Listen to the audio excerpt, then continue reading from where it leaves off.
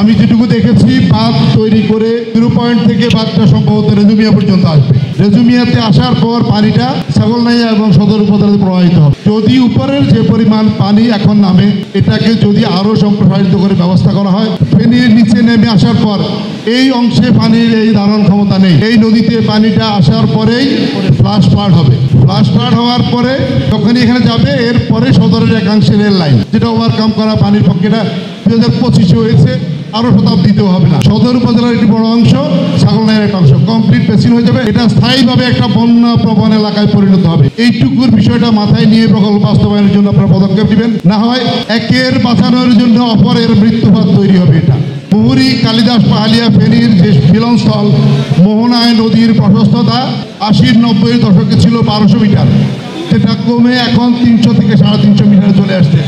যে কারণে এখানে পানি ধারণ করতে পারে না, তার ফলে ওই অঞ্চলে আবার একটা ফ্লাশ ফ্লাড হয়।